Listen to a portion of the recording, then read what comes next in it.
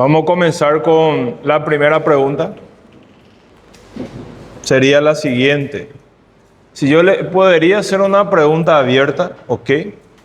La pregunta abierta que podría lanzar es la siguiente. Características del bacilo gram negativo no fermentador. ¿Cuál sería una respuesta? Primeramente, ¿entra dentro de qué clasificación de patógeno? Oportunista. Perfecto. ¿Cuál es el tipo de oportunismo que genera esta bacteria? No. Heridas. ¿Cuál es el tipo de herida que genera más con frecuencia? Dermatonecrosis. ¿En qué tipo de pacientes es más frecuente este tipo de bacteria? En mayor relevancia, pacientes diabéticos, y sacando una comorbilidad, ¿cuál sería? Con quemaduras. Pseudomonas. Quemaduras, mayor oportunismo, mayor foco séptico. No, eso es otro tipo de afectación. Estamos hablando de lesiones siempre más cutáneas. La pseudomonas tiene estructura, tiene enzimas y tiene toxinas, ¿ok? ¿Cuál es la característica similar de entre todas las enzimas y las toxinas? Otra pregunta.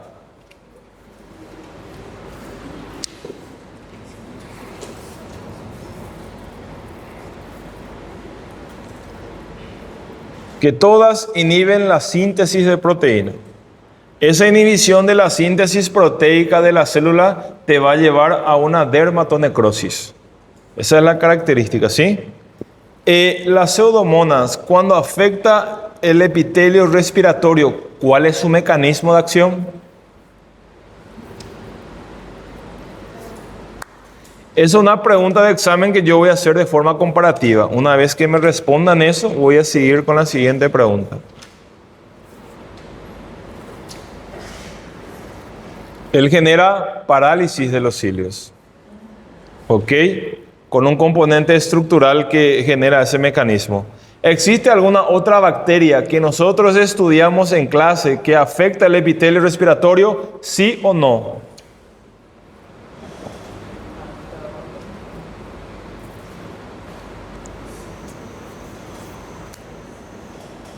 Sí. ¿Cuál de ellas? ¿Cuál fue la última bacteria que estudiamos? Micoplasma. ¿Cuál es la manifestación patológica del micoplasma? ¿Se recuerdan clamidia, Gannerella o a gente no deu isso? Sí, hablamos sobre eso. ¿Se recuerdan la linfogranuloma venéreo? Nosotros no hablamos sobre eso. Claro que sí, claro que sí. Meu juízo está bom aí, né? De vez en cuando que varía. ¿Cuál es la función del micoplasma en el epitelio respiratorio? ¿Se recuerdan que él tiene una proteína que se llama adesina P1 que se va a unir? Você não estava na minha aula passada, Newton. Você estava pagando tua faculdade.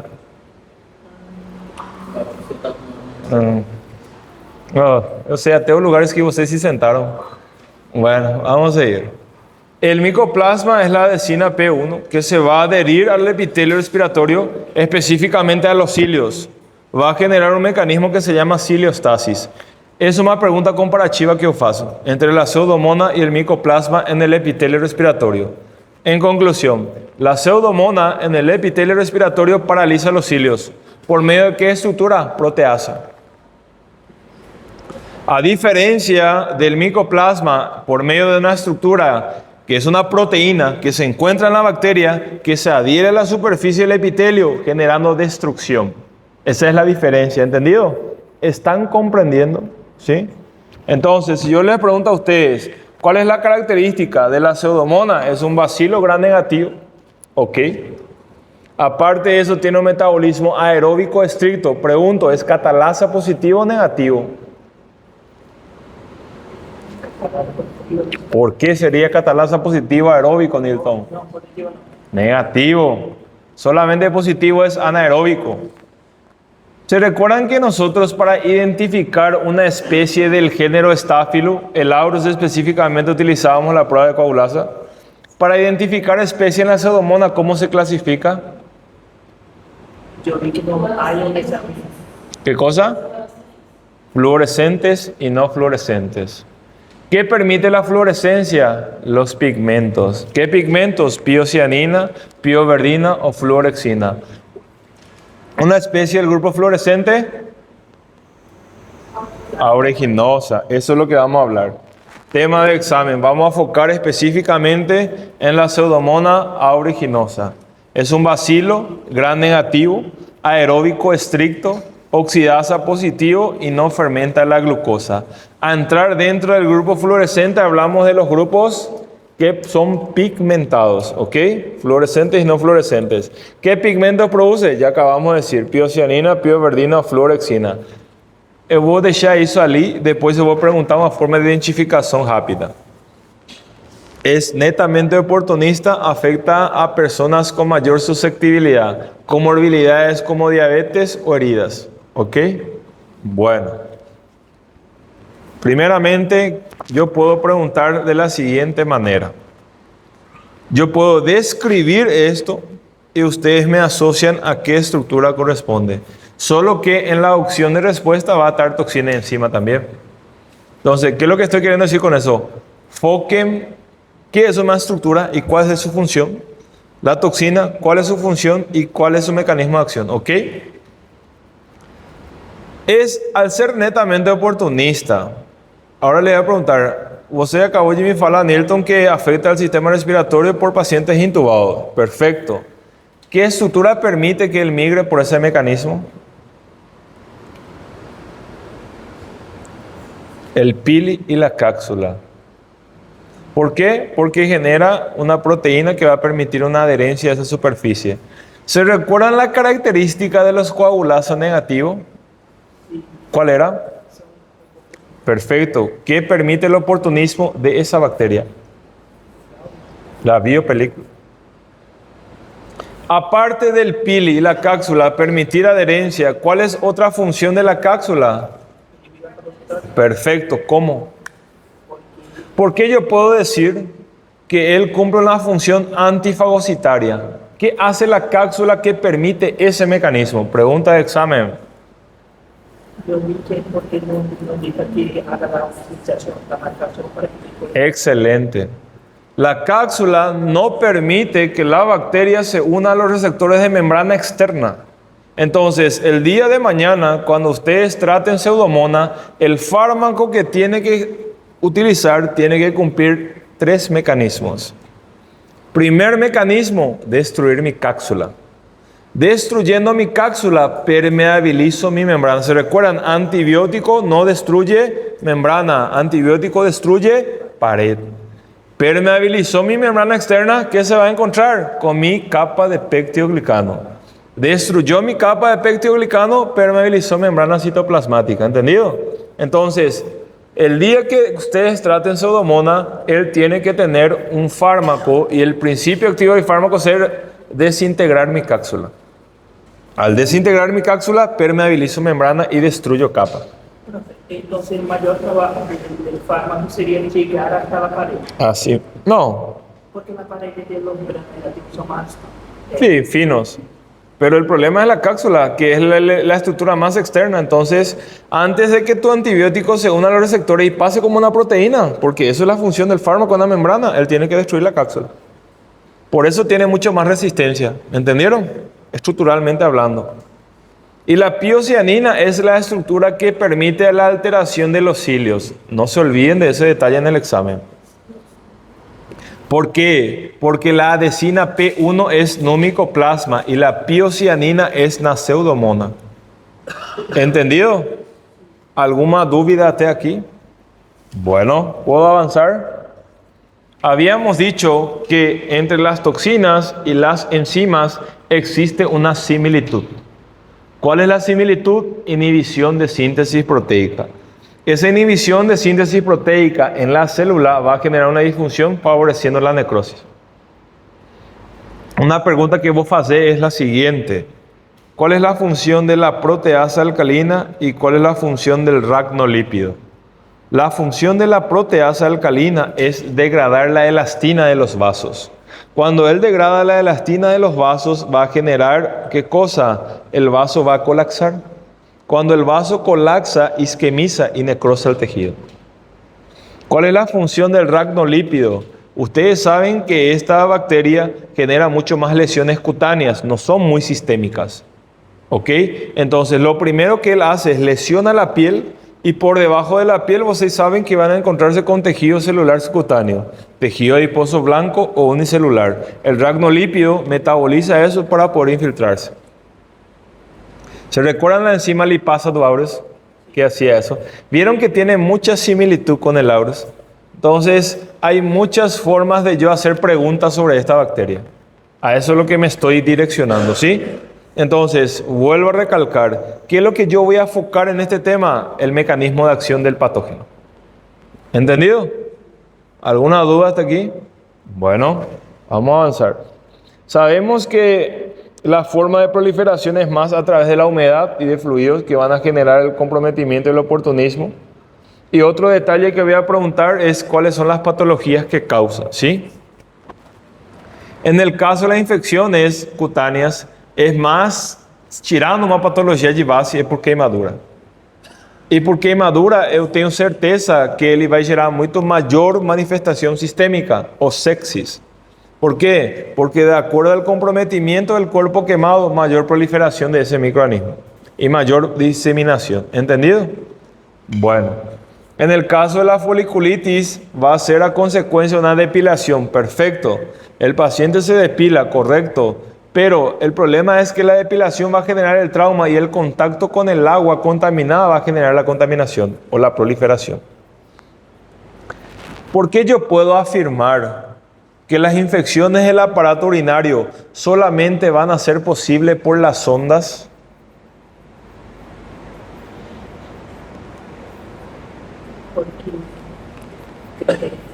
Acabamos de hablar de una característica de un coagulazo negativo. Sí, y el oportunismo es por su biopelícula. ¿Se recuerdan que habíamos dicho que él tiene el biofilming que permite la adherencia a dispositivos médicos favoreciendo su proliferación? ¿Sí o no? En el caso de la Pseudomonas, ¿qué permite la adherencia a la sonda? La adhesina. ¿Se recuerdan la proteína estructural que tiene? Que va a permitir la adherencia y la proliferación. ¿Ok? No hay forma de que la Pseudomonas migre si el paciente no tiene un dispositivo médico. Y aparte de eso, entrar en contacto con el patógeno, ¿sí? Cuando hablamos de infecciones respiratorias, es imposible. Eso es ley. La Pseudomonas no genera patología respiratoria primaria. ¿Qué significa eso? Que el paciente tiene que tener una enfermedad de base pulmonar o cardíaca. ¿Pero por qué cardíaca, profesor? ¿Qué tiene que ver corazón con pulmón? ¿Circulación menor o cardiopulmonar? ¿Ok? Entonces siempre tengo que buscar esa fuente, tirando doença de base, paciente intubado. ¿Entendido? Esa es la causa de contaminación en afecciones respiratorias pulmonares. En el caso de la otitis externa, no se confundan a prueba. Él genera dos tipos de otitis. Una es leve y otra es invasora. La leve abre aspas nadadores. Sí, perfecto. Es más frecuente en nadadores. ¿Por qué? Por la exposición. Pero también puede ser en personas comunes que utilizan piscinas públicas. A diferencia de la otitis externa invasora, es exclusiva de diabéticos. Entonces, el día de mañana cuando llegue en tu plantón una otitis sospechando Pseudomonas, lo primero que tenés que preguntar es si tiene o no comorbilidad, para ver a qué tipo de otitis se está refiriendo. ¿Entendido? Eso es un detalle muy importante, ¿sí? Otro, infecciones oculares. Pregunto, ¿es solamente por trauma? ¿Cuál sería otra causa? ¿Sí qué? Lente de contacto. Perfecto, muy bien. Y mayor causante de bacteremia y endocarditis por proliferaciones oportunistas. ¿Todo bien hasta aquí? Bueno, cuando afecta el ojo, siempre va a ser todo lo que termina en itis. ¿Ok? Seguida siempre de un trauma. En el caso del oído, como habíamos dicho, la otitis externa aguda o invasora es específica de diabéticos. No se confundan la prueba, ¿ok? Otitis externa leve no es la misma cosa que invasora o aguda. ¿Por qué? Porque no hablamos de una susceptibilidad. ¿Entendido?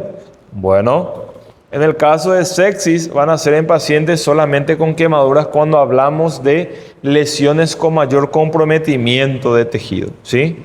60%, 40% del cuerpo quemado, que va a favorecer mucho mayor proliferación, del patógeno, generando una mayor diseminación, ¿ok? En el caso de las erupciones pustulosas, ya saben, hidromasaje o jacuzzi, que entran en contacto con el fluido, teniendo una lesión, favoreciendo el oportunismo.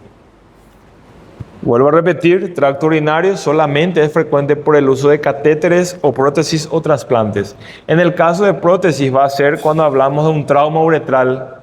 Pero ¿qué es lo que va a ocurrir? Cuando el paciente viene con un trauma uretral, el tipo de sonda se llama suprapúbica. ¿Qué significa eso? Que vos te quieres furar bexiga. Y la bacteria migra por allí. ¿Ok? Ustedes saben por anatomía y por fisiología que la vejiga es estéril. Una única presencia de bacteria ya se considera cistitis. ¿Entendido? Entonces, ¿qué hace la bacteria? Migra por allí y se disemina. Por eso es mayor causante de piel o nefritis también. ¿Por qué? Y ella va a generar un foco séptico ya. Pero eso va a depender de la susceptibilidad de tu paciente. ¿Comprendido? En el caso del tracto respiratorio, como expliqué, pacientes con una neumonía de base, una enfermedad de base, o una cardiopatía o trasplante de válvulas cardíacas protésicas también, ¿sí? Bueno, y sacando esas enfermedades o esas comorbilidades, paciente intubado. Ingresa, la proteasa inhibe la movimentación de los cilios, por eso la pseudomonas y el micoplasma no genera tos.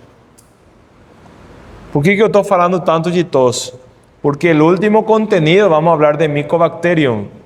Y vamos a hablar de Mycobacterium leprae y tuberculosis. Lepra, hanseníasis, ¿verdad? Tuberculosis, el síntoma cardinal es la tos. Entonces en el examen no se confundan cuando se mezclan las tres. ¿Ok? Pseudomonas, micoplasma, no tos. ¿Por qué? Pseudomonas paraliza los cilios, micoplasma destruye. ¿Y por qué tuberculosis genera tos? Porque crea casium. ¿Qué es el casium? Es una formación gaseosa que va a favorecer a la formación de las cavernas. Entonces, ¿qué hace mi cuerpo? Reflejo vagal para poder expulsar. ¿Por qué no sale el patógeno? Porque está dentro de la caverna. Eso a gente va a hablar en otra aula. ¿Entendido? Para que no puedan confundirse. ¿Alguna duda hasta aquí? Bueno, vamos a seguir. En el caso de las infecciones gastrointestinales en lactantes o en niños susceptibles, va a generar la enterocolitis necrosante. Pregunta, ¿por qué todo comprometimiento intestinal va a siempre generar un foco séptico? La respuesta es anatomía.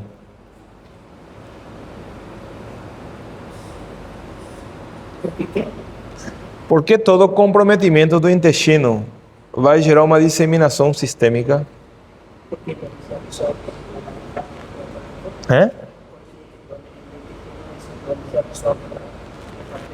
Si está necrosado, ¿cómo va a absorber? Anatomía es la respuesta. Piensen desde el punto de vista anatómico. ¿Cuál sería la respuesta? Epa. Pasada. Sistema porta hepático. Mesentérica superior, mesentérica inferior esplénica, porta hepático. Va al hígado, hígado, segmentación hepática, vena cava inferior, aurícula derecha, sistema. Yo puedo decir con afirmación, utilizando la anatomía, que todo paciente con enterocolitis necrosante va a generar un foco séptico. ¿Por qué? Porque sigue el trayecto anatómico. La misma cosa, yo puedo afirmar que si mi paciente viene con un cáncer de colon, yo sé que la primera metástasis va a ser hígado. Simple es anatomía. Sigo mi trayecto anatómico. El cáncer se disemina por dos sistemas. ¿Cuáles son los dos sistemas que recorre todo el cuerpo al circulatorio? Linfático. Es la única vía de diseminación, ¿entienden? Es solamente seguir la secuencia. Entonces yo puedo decir, si hay una pregunta de afirmación, es correcta. Falso y verdadero. Enterocolitis necrosante, mayor causante de foco séptico, verdadero. O falso, no es no es el mayor causante de foco séptico, falso. ¿Por qué no es falso? ¿Por qué es falso? Porque utiliza el sistema porta hepático para su diseminación. ¿Entendieron? Bueno, en el caso del sistema nervioso central, otra afirmación puede ser falso y verdadero. Solamente es posible, vuelvo a repetir, solamente es posible cuando hay trauma de las meninges. ¿Por qué, profesor? Porque si las meninges no se comprometen, no hay oportunismo. ¿Entendido? Entonces, para que afecte al sistema nervioso central, mi paciente tiene que tener rotura de las meninges.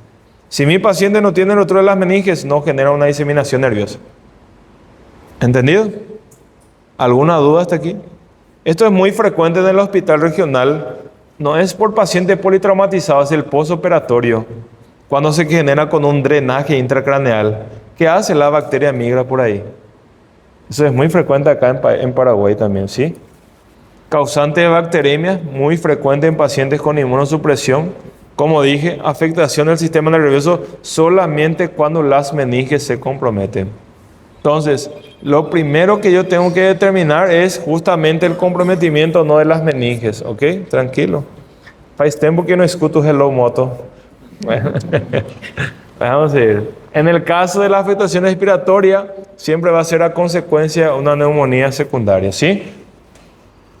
Otro, infecciones articulares y óseas. Nunca en mi vida, en 16 años de medicina, vi una osteomielitis por pseudomonas.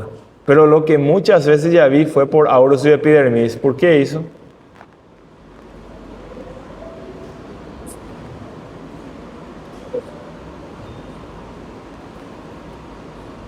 Porque el auros y el epidermis forman parte de mi microbiota. Entonces no necesito un contacto externo. Para yo agarrar la pseudomonas tengo que estar en contacto con el patógeno. Por eso es un microorganismo oportunista, no es comensal, ¿entendieron? Por eso yo puedo afirmar que la mayor causa de osteomielitis nunca va a ser por pseudomonas, pero sí por el género Staphylo. ¿Por qué? Porque el auros no necesita puerta de entrada, ¿correcto? Utiliza otra vía de diseminación y la epidermia a consecuencia de una herida. ¿Se recuerdan que nosotros hablamos de eso en la clase cuando hablamos sobre Staphylo, verdad? Es muy infrecuente, no vi casi, pacientes drogadictos utilizando, acá en Paraguay, yo creo que acá en Paraguay no es frecuente. ¿Por qué? Por el tipo de droga. Heroína es muy caro. Las personas que se drogan no tienen mucha plata. La mayoría son moradores de Jijúa y utilizan más pasta base o piedra o crack que utilizar inyectables, drogas inyectables, ¿verdad? Entonces, ¿qué es lo que estoy queriendo decir con eso? La exposición va a ser menor. Y por ende el oportunismo también, ¿sí? Bueno, en el caso de endocarditis también yo vi más por válvulas cardíacas protésicas que por pacientes que utilizan drogas. No quiere decir que no ocurra, ¿verdad? En Brasil es frecuente. ¿Por qué? Porque hablamos de una mayor población y hablamos de un nivel económico un poco más elevado, ¿sí? Acá en Paraguay la mayoría que se droga son personas de morador Yijúa. Es difícil ver personas con un nivel de clase social media alta que se droguen. Existen, pero en menor proporción. ¿Ok? No estoy diciendo que no exista, pero existe en menor proporción, ¿sí? Y el tipo de droga que utilizan no son inyectables. Son más cocaína, entre otras drogas, ¿sí? Bueno. ¿Comprendido hasta aquí? ¿Ya tuvieron la clase práctica? ¿La prueba práctica? ¿Ya? Entonces ustedes dominan agar, ¿no? ¿Cuál es la función del agar sangre y el agar McConkey? Perfecto. El agar sangre, hemólisis, ¿verdad? ¿Y el McConkey? Para diferenciarse la bacteria de enzima beta-lactámica. Perfecto, beta-lactámicos y no beta-lactámicos. ¿Por qué en este tipo de bacterias siempre se solicita un antibiograma? La respuesta es del microorganismo.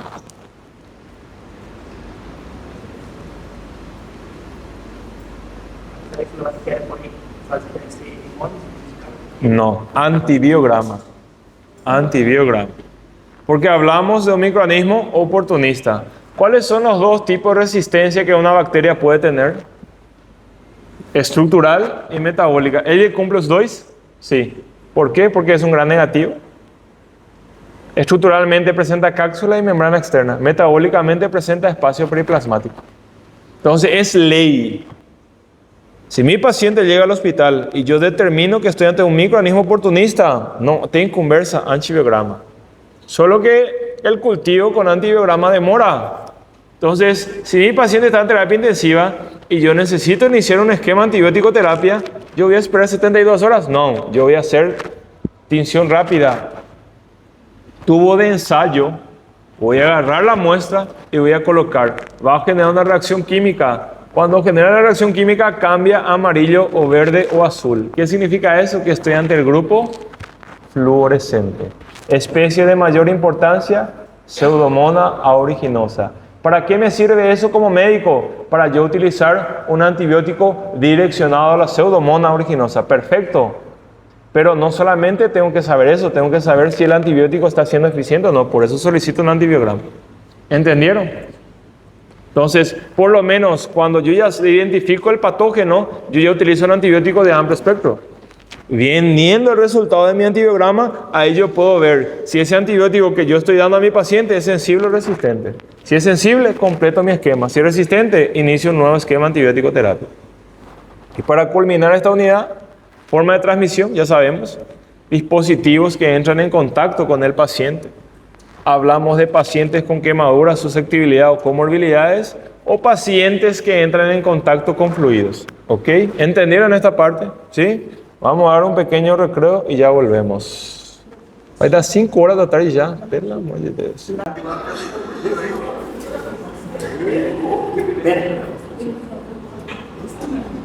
Hablamos sobre el vibrio, ahora vamos a hablar sobre el vibrio, que es otra unidad que vamos a caer en el examen. ¿Qué es lo que yo voy a preguntar? Características clínicas.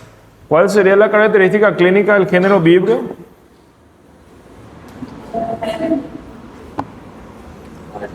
Diarreas sanguinolentas, diarreas acuosas en forma de agua de arroz fétida y en deposiciones bastante elevadas.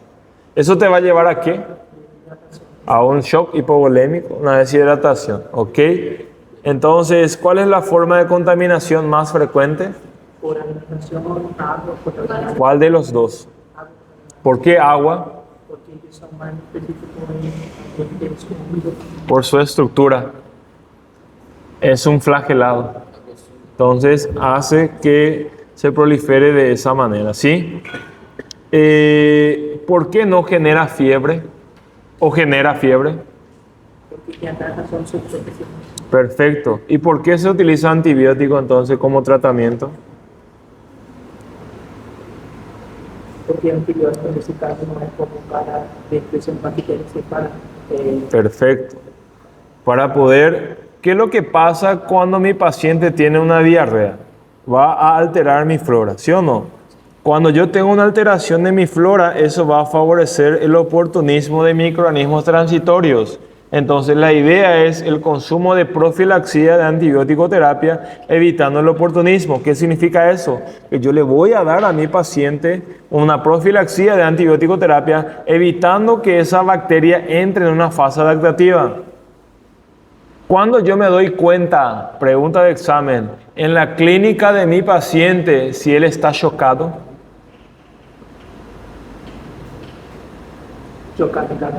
sí, shock hipovolémico.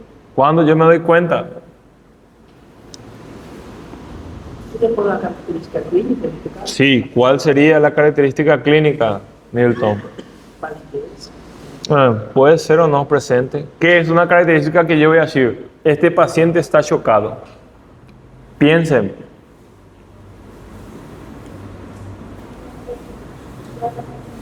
¿Qué pasó? Apatía y decaimiento, correcto. Una de las manifestaciones clínicas más frecuentes del cólera. Aquí. ¿Qué más? ¿Por qué? Pregunto. Pregunta de biofísica y fisiología. ¿Por qué siempre va a ser hipotensión con taquicardia?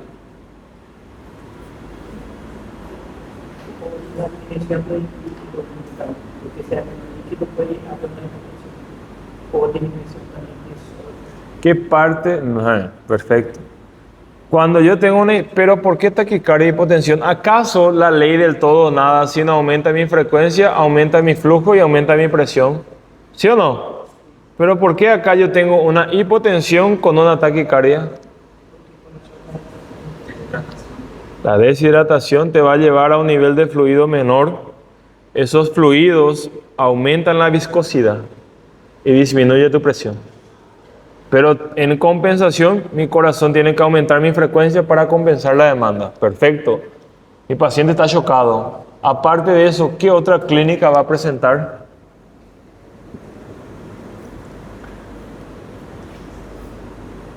Pulso fino y rápido, cianosis periférica y frialdad en las extremidades. Mi cuerpo, cuando está en shock, la sangre se concentra en órganos vitales. Entonces, eso es una de las manifestaciones clínicas que también va a presentar. ¿Están comprendiendo? ¿Sí? Bueno, eso es lo que yo quiero que ustedes foquen en el cólera, ¿sí?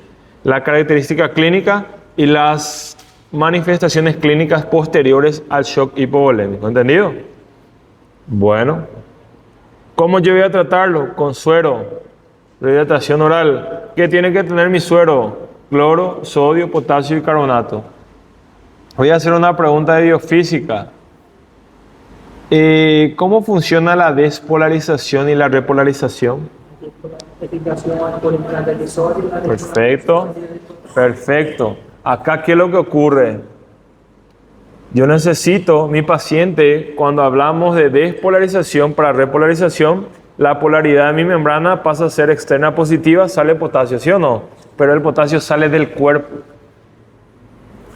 Entonces, ¿qué significa? Que no va a haber cambio de polaridad y la polaridad de mi membrana interna siempre va a ser positiva, entonces generando mucha más pérdida de mi célula. ¿Por qué? Porque cuando ocurre el transporte activo tengo que hacer sodio-potasio, ¿sí o no? Entonces el potasio que salió del cuerpo, entonces no consigo hacer transporte activo. Esa célula comienza en un desgaste y te va a llevar a la falla y a las pérdidas, ¿entendieron? Entonces yo tengo que ver qué es lo que mi paciente está perdiendo, eso es muy importante. Siempre voy a hacer una reposición de suero, perfecto.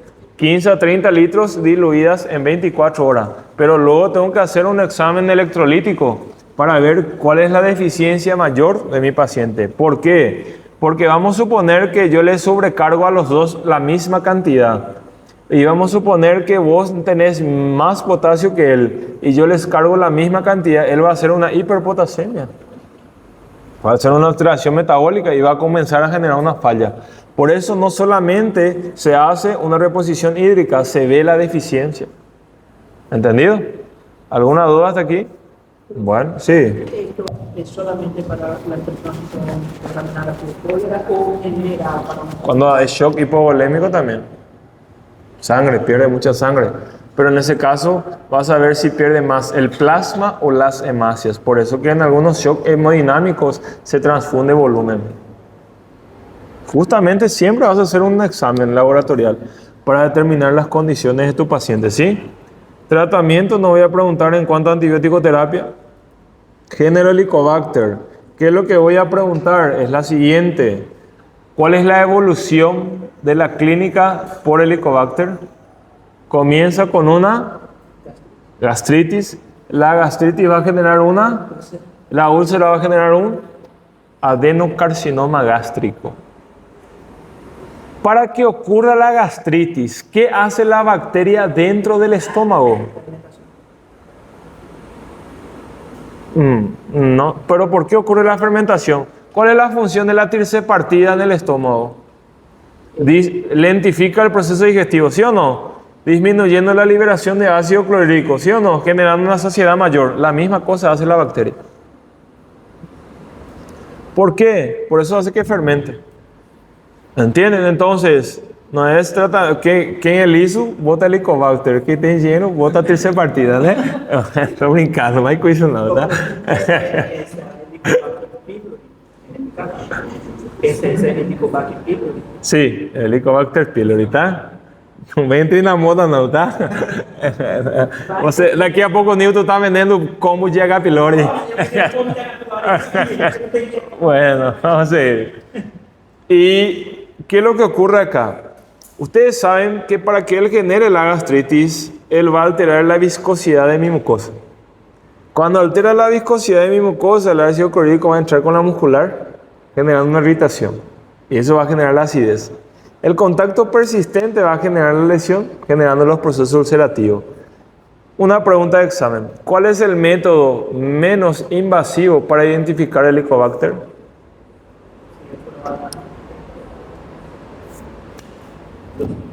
Endoscopia. No, eso es invasivo. Endoscopia es botar un tubo, nada, días. No invasivo. La prueba de ureasa. Porque él va a liberar mucha urea. Por eso la urea le va a llevar a mucho eructo. El eructo le va a dar náuseas y la náusea le va a dar vómito. Clínica de úlceras pépticas. Sí. 200.000. Si es consulta. El Helicobacter va a hacer con que genere más ácido clorhídrico. ¿Más o menos? Más, menos. Él altera justamente el proceso digestivo, por eso lo lentifica. Porque yo iba a preguntar lo que él hace para la posibilidad de bicarbonato para Porque él va a liberar la capa de bicarbonato generando un pH más favorable para su replicación, que a gente vai falar aquí. ¿Entendiste? Y a llegar a la capa de monobicarbonato va a mantener un gradiente de pH. ¿Para qué? Evitando que él genere un mecanismo de comprometimiento al patógeno, pudiendo replicarse más. Y otro mecanismo que él hace para llegar a úlcera es alteración de la microcirculación. Piensen conmigo, si ya está formando una úlcera, a úlcera precisa de oxigenación y nutrientes para cicatrización, ¿no? Entonces altera la microcirculación favoreciendo a la úlcera péptica o perforada. Él hace ese mecanismo también, ¿sí? Otro tema que voy a preguntar es la evolución de la misma. Cuando hablamos de semanas o meses, mi paciente va a presentar una gastritis crónica superficial. ¿Qué significa? Que no comprometió su mucosa ni muscular. Van a generar las famosas llagas que se observan en esta imagen. Llagas de revestimiento nada más. Las llagas de revestimiento pueden ser por tres factores. Primeramente, hablando del propio microorganismo. Segundo, por el consumo de analgésicos no esteroideos. Y tercero, procesos neoplásicos. Por eso, para identificar lesiones ulcerativas antes de generar una úlcera en forma de llagas o acidez, tengo que pensar las tres cosas. Primero, la presencia de la bacteria. Segundo, los hábitos de mi paciente. Y tercero, factores genéticos o precursores. Sí. Si un paciente tiene H. pero no hace pruebas para saber que tiene y toma omeprazol indicado. El omeprazol solamente va a generar una protección, pero no la destrucción. Entonces va a enmascarar el dolor, pero el proceso continúa. Entonces es complicado tomar. Por eso se utiliza tratamiento, 2 antibióticos y un protector gástrico. Si no, no hay eficiencia. Para você destruir un microorganismo, antibiótico. Y tiene que ser efecto bactericida también, no bacteriostático. ¿Ok? Bueno, vamos a ir. Tema absoluto de examen. ¿Cuáles son los factores que predisponen la contaminación? Factores bacterianos desde el punto de vista del patógeno. Factores ambientales. Sabemos que una de las causas de contaminación es falta de saneamiento básico, el lugar donde se desenvuelve mi paciente y el consumo de agua no potable. Y del individuo, sacando la edad y sacando los hábitos desde el punto de vista genético, es el antígeno Lewis. ¿Qué es el antígeno Lewis? Es una glucoproteína de membrana, superficie, que va a alterar la mucosidad favoreciendo la lesión. ¿Entendido? Esto ustedes están dando en genética, me supongo, ¿verdad? Patologías que generan la alteración celular, ¿sí? Sí. Bueno, vamos a ir. Esto también voy a preguntar el mecanismo por el cual va a ser precursor de úlceras pépticas.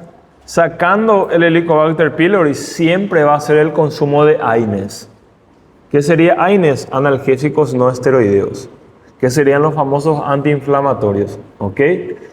Esto es lo que yo voy a preguntar. El daño que causa el Helicobacter pylori, que yo estaba hablando, solamente voy a leer nuevamente, ¿sí? Él genera una mayor concentración de amoníaco. Eso va a permitir generar una lesión. Esa lesión es a consecuencia de la alteración de la viscosidad de mi mucosa que va a favorecer esta irritación. Entrando en contacto con la misma, esa irritación va a favorecer ¿qué cosa? El proceso ulcerativo y por ende los procesos neoplásicos. Esto estoy hablando de años de evolución. ¿Ok? Por eso siempre comienza con una gastritis superficial. Y esa persistencia te va a llevar a la gastritis atrófica, alteración celular, generando las úlceras y posteriormente un proceso neoplásico. ¿Entendido? Esa es la evolución. Esto va a llevar una elevación anormal de la gastrina y generando la regulación de ácido clorhídrico, de ácido gástrico, ¿sí? ¿Por qué? Porque nosotros sabemos que el ácido gástrico se regula de acuerdo a la ingesta de alimentos. Entonces, cuanto más demora mi proceso digestivo por el alimento que consumo, más proliferación y más lesión. Por eso que uno de los tratamientos es la dieta.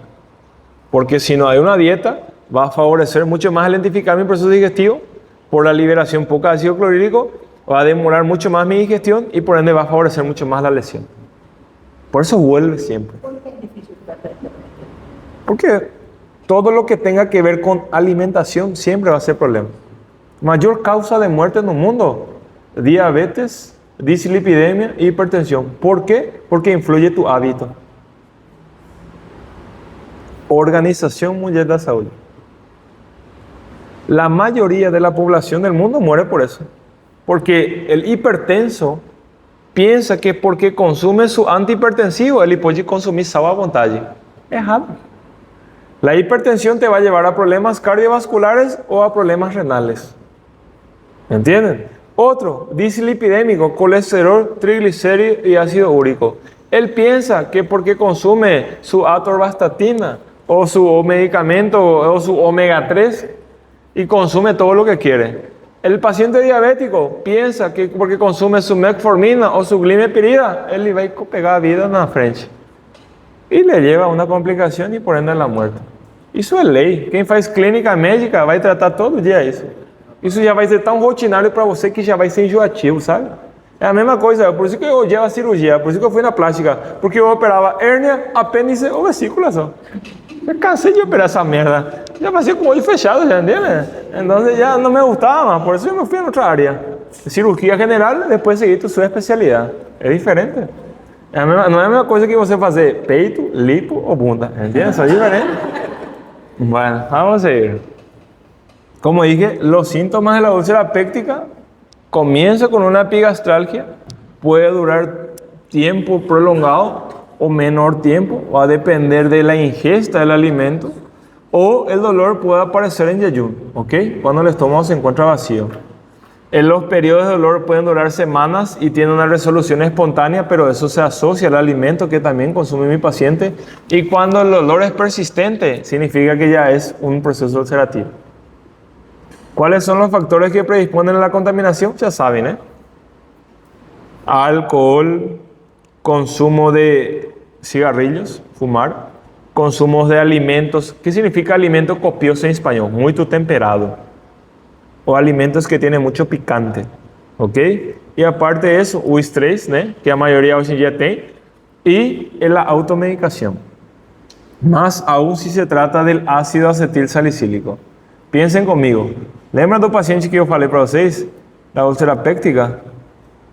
Él consumía mucha aspirina. Aspirina antiagregante plaquetario. Tuvo una úlcera, la úlcera sangra, murió desangrado. ¿Entiendes?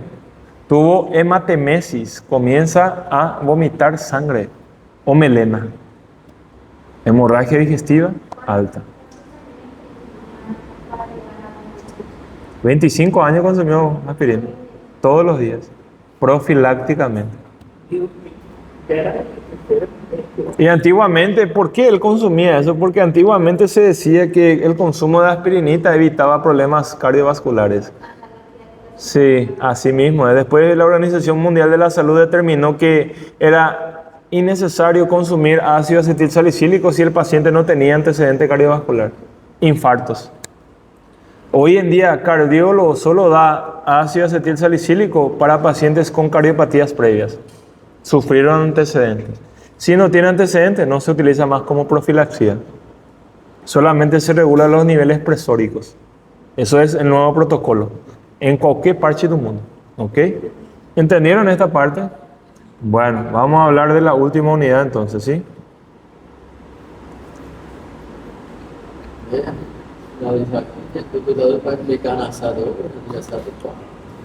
Aniversário do papi já tá tudo, é só chegar e comer. Convida a gente. Bora? Eu não sei se eu tenho postura para andar na sua nada. Postura, por que você não vai ser se você vai ser um futuro médico renombrado? Pensa positivo, negativo já tá tua conta. Entende? Seu pai, né? É. Seu pai precisa de manto, eu também. Que a minha cirurgião geral, eu sou todo dia a mesma coisa. Se você gostar todo dia de feijão com arroz, aí bota dentro, meu filho. Gardnerella, el mayor causante de vaginosis bacteriana. Eu odeio aluno com pensamento negativo, sabe? Porque se você tem um pensamento negativo, você se limita. Nem minha perna me segura, imagina outra coisa, né? Entende? Vamos aí. Já estou muito inspirador, um pastor aqui já, né? Gardnerella vaginalis. Não. Imagina se essa perna não me segurasse. Jesus amado. Deixa quieto isso aí. Bueno. Causante de vaginosis. Yo les voy a preguntar acá cuál es la característica de esta identificación de este patógeno. Secreción blanquecina fétida a peixe podre sin proceso inflamatorio. Y microscópicamente, presencia de células epiteliales con efecto granulomatoso. Cita las características de Gardnerella. No genera inflamación, secreción blanquecina viscosa fétida y presencia de células epiteliales granulomatosas. Gardnerella vaginalis. Fechou. Tem mais nada que falar. Una vaginosis siempre va a generar una vaginitis, ¿sí o no? ¿Por qué? ¿Cuáles son? Voy a recapitular esa pregunta. ¿Cuáles son las causas de vaginosis? Primero, alteración de la flora, ¿sí o no? Disminución de los lactobacilos, ¿ok? Otro, múltiples parejas sexuales. Otro, duchas vaginales. Y otro, alteración del pH. ¿Por qué yo digo que una vaginosis siempre va a ser una vaginitis? Porque la vaginitis es la consecuencia de cándida. ¿Y cándida cómo se manifiesta? Por alteración del pH. Aflora da vagina. Por eso. Así mismo es. Entonces, si yo les pregunto, ¿cuáles son los agentes precursores de la Gardnerella? Primero, alteración de la flora, múltiples parejas sexuales, uso de duchas vaginales y alteración del pH. ¿Entendido? Podría ser una pregunta abierta también. O de marcar, o de completa. ¿Ok? Bueno, vamos a ir. Clamidia, causante del linfogranuloma venéreo y del tracoma. Lo que voy a preguntar aquí es cuáles son las dos fases de esta bacteria. Primero sabemos que se considera un microorganismo intracelular obligatorio, ¿sí o no? Porque utiliza el ATP de la célula. ¿Por qué parece un gran negativo pero no es?